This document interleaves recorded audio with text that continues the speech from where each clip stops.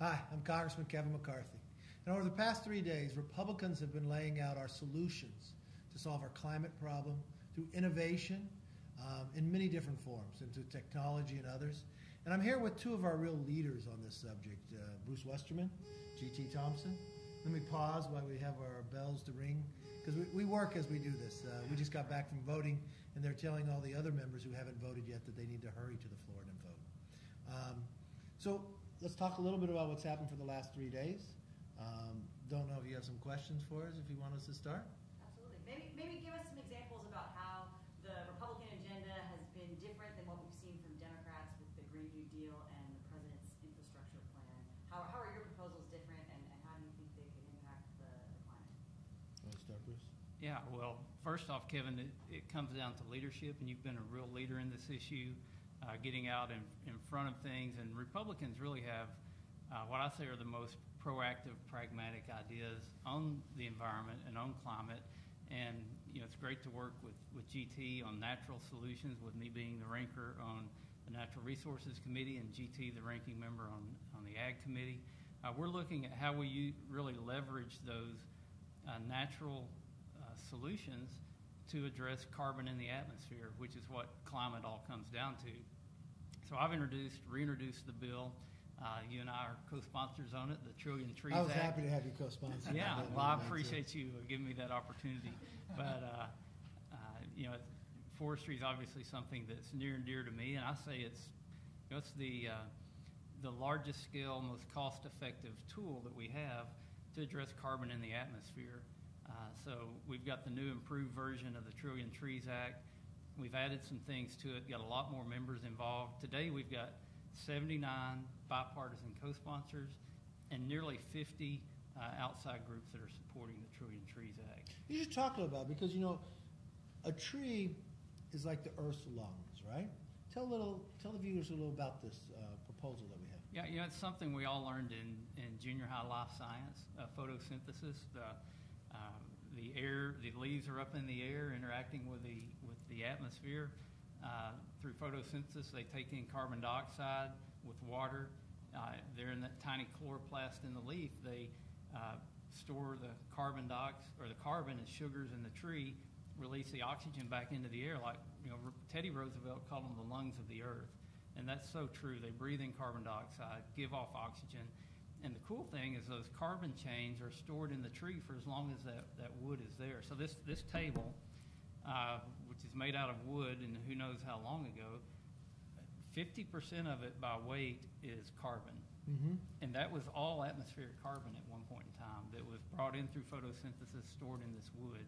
And we want to leverage that. We want to plant a trillion trees. So if we planted 1 trillion trees, what would that mean out there in a measurement to deal with this climate problem in the environment? So the scientists have done studies on that.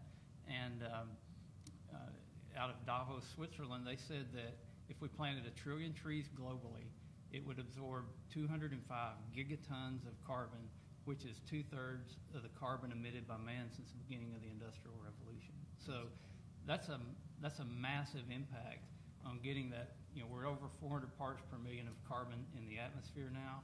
Before the Industrial Revolution, it was down below 300 parts per million. So trees can suck that carbon out of the atmosphere like nothing else can, on a scale that nothing else can, and we can store it in wood products. So, but you know what? 1 trillion's a big number. Right. But I remember reading about Ethiopia planted more than 300 million trees in one day. Yeah. And didn't use any government money. And the cool thing about it is, trees were replanting themselves before we started growing seedlings in nurseries. Now we know how to grow these seedlings and make them more vigorous so that we plant them and they survive. But sometimes all we have to do is do the proper forest management.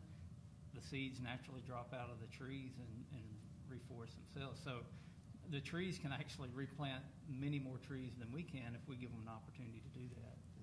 Now, GT, you're the ranking member over on Ag, and this is a big part of the 21st century agriculture, what we can do to even grow and innovate. What's some of the ideas your committee's been talking about? Yeah, and a lot of this, Kevin, really grew out of Republican leadership in the past. The 2018 Farm Bill was the greenest farm bill in the history of this country. And a lot of what we're doing from an authorization perspective is there's already a foundation things, and I think it's the way we do a lot of things, based on principles Mm-hmm. and defining our principles ahead of time. And we did that, and we said, and what a great committee to work with. The folks, the seasoned folks have been around, but these new freshman members are just incredible. So we defined our principles ahead of time, and we knew whatever we were going to do and pursue. Number one, the first principle was you can't have a healthy environment without a healthy economy, and you can't compromise one for the other. And so that's the first principle that we really looked at in terms of advancing these bills. Second, it has to be science-based, and that's the beauty of agriculture. Agriculture is science, technology, and innovation, and it has been since that very first farmer who was just trying to grow enough to live, to survive with his family. And they used science. It was kind of, crude and rudimentary, but, they trial and error until they grew enough that they were able to feed themselves and survive. And then the third one was proven, because unfortunately, a lot of the proposals, the counter proposals that we're seeing on the other side are, it's almost like throwing money at the wall and hoping it sticks. There's no science behind it, and yet what we developed really was we have that record because of and it was 5 bills that we put together. And a lot of them have their roots within that 2018 Farm Bill, but these are advancements. These are refinements that we know will serve well, basically, to give us that goal of a healthier environment and a healthier economy. And it's largely by combined with forestry, and because trees are cropped, whether it's my area, we free range those trees, and the further south I go, the more they line them up, more organized they are. But as Bruce said, the amount of carbon that they take out of the air, the amount of carbon that is sequestered out of the air with agriculture practices, there's some pretty reputable research out there that shows that annually, land-based solutions, so that's really what we're talking about here, natural solutions, will sequester 6 gigatons of carbon annually. And it will actually sequester the amount that is emitted on those land-based uses with 11.1% left over at the end of the day. Now, this isn't all what we're talking about to solve our problem in the environment, but these are things that are just natural that we could be doing now, because the other thing, too, is if this is storing 50% in carbon, you could enhance people to build with wood. Mm-hmm. And you were talking to me about Walmart, one of the corporations, building a whole new campus that way, because you could build taller, higher. Yeah, in Arkansas, we're really pushing this idea of using our forests to make a cleaner, safer, healthier environment. And Walmart's one of those companies who's recognized the benefits of wood and sequestering carbon. So they announced they're going to build their corporate headquarters. Now, this is for 15,000 people, so think college campus size, all out of mass timber. And they also said they're going to buy it out of mass timber, grown, manufactured, and manufactured into cross-laminated timber in Arkansas. So they also invested in a factory to make cross-laminated timber panels that will supply not only for their new corporate headquarters, but to many others who want to build with wood. So what does that mean to the environment, though? Yeah, well, the building at Walmart, that's going to mean 17 million pounds of carbon stored in their building. And people say, well, you're cutting trees down, so you're defeating the purpose. No, we're not. I was just with our state forester last week, Joe Fox, who's also the president of the National State Foresters Association. He told me that the forest in Arkansas last year grew 44 million tons of wood. The forest products industry harvested 24 million tons. So in 1 year, the forest increased by 20 million tons in 1 year. That's a net increase. Now, I'm not going to talk about those statistics in your home state because they're so much bigger. They're bigger. It's a bigger land mass, but there's a lot more of your trees going up in smoke in California too. And that's causing problems to the environment themselves. So the Right. management of the forest is so important. Right.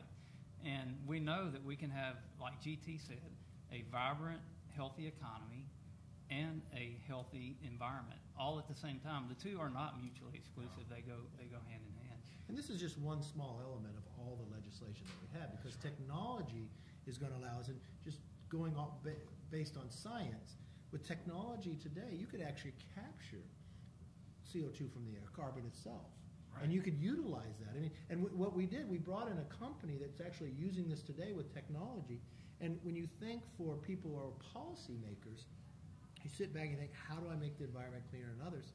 Well, you want to knock down those barriers, but you could also create tax incentives so people invest in this and further the benefit of cleaning the environment. Or if you create an incentive to build more with wood, you're storing more carbon. And you would explain at times, too, is a younger tree is going to bring in more carbon to store because an older tree is going to get fuller, you would say? Well, it's called the biological growth curve. So yeah. Think of a puppy, think of a baby, think of a plant. They all grow faster when they're young. So when you have young trees, they're growing at a faster rate, which means they're pulling more carbon out of the atmosphere. As a human gets old, we sometimes lose body mass. As a tree gets old, it stops growing as much. Now, there's exceptions to that. The redwoods and giant sequoias out in California. Yeah, don't touch those. No, we don't need to. They're growing actually faster now at 700 and 800 years old. Some of them are than when they were young. It's a kind of a natural phenomena, but we've got so much opportunity, and I'm excited about a new part in the Trillion Trees Act that really ties forestry and agriculture together. It's called biochar, and the cool thing about wood is we often look to the past to learn something we can use for the future. The Incans were making biochar over 1,000 years ago and using it to enhance their agriculture land in the Amazon. You can still go down there and find this biochar in the soil.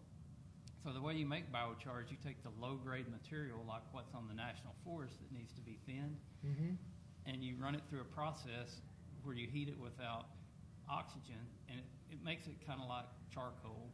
But this stuff is almost pure carbon, and it has tremendous agricultural benefits. You put it in pasture land, you put it on row crops, you can even put it back in the forest, and it makes the soil hold water better and also makes the water more available for plant uptake.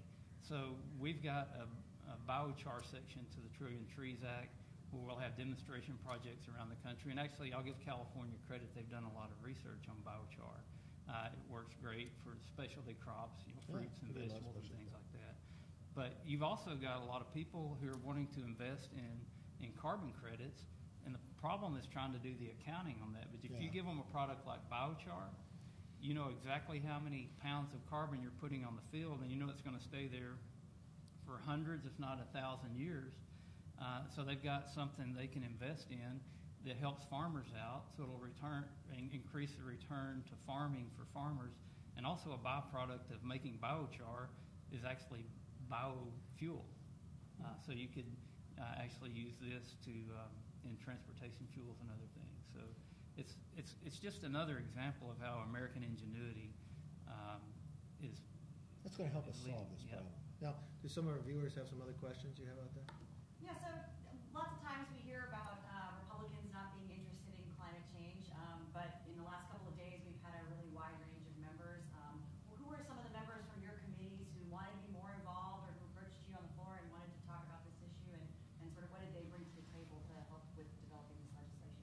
Yeah, we actually one of our first hearings was on climate in the Agriculture Committee, and at that point we had 23 Republicans, now 24 with Julia Letlow joining us, but they're all embracing this because they know these are great conservative climate solutions, and so all of them. We've had some folks who really rose to the top.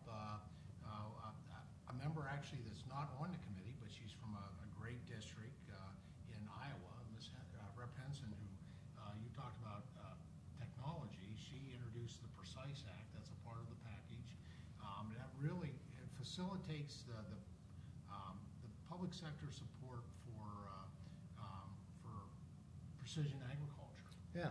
Which is just incredible. I mean, it's precision agriculture is great for the climate from all perspectives. You're able to deliver just what you need. That's also why we need when you think of doing broadband, it's not just about education. it's about agriculture, Yeah. but it's also about the environment. Yeah, and That allows them, if you don't have broadband there, especially when you're using the tractor and others, to have that precision ability, it helps the environment. yeah, and I was just actually on the phone with a tractor manufacturer, and they were talking about what the president put forward in terms of proposals, but it didn't go far enough, and we're doing that part. I mean, it's in terms you need the technology on the farm for precision agriculture, whether it's the tractors, whether it's the you need the connectivity in terms of the automatic robotic milkers. Yeah. All these things. We have a couple of forestry bills, forestry related. We got Dusty Johnson from South Dakota who's doing a great job. He is leading on the Fire Act, really calling for an inventory of damaged areas on federal land, looking at setting up a process to where we salvage that. While it still has value, right? You got to do it in a short amount of time. You only have a short because it degrades so quickly, and it's a shame, especially on federal lands, because that's an asset owned by the taxpayer. Yeah. And quite frankly, if we can get that forest going again, then it becomes a carbon sink again. Doug LaMoffa from California, Yeah. who has the Restore Act, and it really has to do with healthy forest management. It's the carbon capture. It's a great piece of legislation, really, and there's also some cross jurisdiction. So it's great. helping the states and counties, and so it's the federal government kind of working in collaboration. And what's so great is you've got members in both your committees, but across the spectrum. Garrett Graves does an amazing job. He's ranker on our committee, but you got from John Curtis in Utah to Dan Crenshaw, who looks from the energy field to be able to do it. And it's really just expanding throughout the conference. Number of people are using technology to find the solutions that we need today instead of government coming in and mandating. Yeah. And we've got much better. I mean, Garrett Graves will tell you the story too when you go through and some of the challenges that we have and some of these policies that are being presented by the other side are enhancing America to buy foreign natural gas from Russia, which American natural gas is 42% cleaner. Mm-hmm. I mean, this is what we got to think smarter on our ability to go through.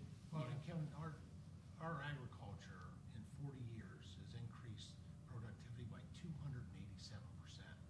In fact, the literature says that the number one thing you can do to reduce greenhouse gases immediately around the world is for American farmers and ranchers to produce and grow more and export it around the world. And it's because of how we've embraced science, technology, and innovation, and how efficiently we produce things. What GT's talking about on the precision agriculture, that's the classic definition of conservation, which comes from the word conservative, by the way. It was conservatives that started the conservation movement. But, not wasting those precious resources, putting the exact amount of fertilizer that you need on Just the what you field. need. Yeah. It helps the environment, plus it saves the farmer money. But, when I look at my committee and the members on there, there's some phenomenal members. The freshman class is especially really strong on these issues. And we've got a lot of bills that, I'm thinking of one that Blake Moore from Utah is looking at technology in forestry, using drones to plant trees. And, be planting the seed, not planting the seedling. And he's also looking at technology on geographic information systems so that we can measure more accurately and assess how much carbon we got out there.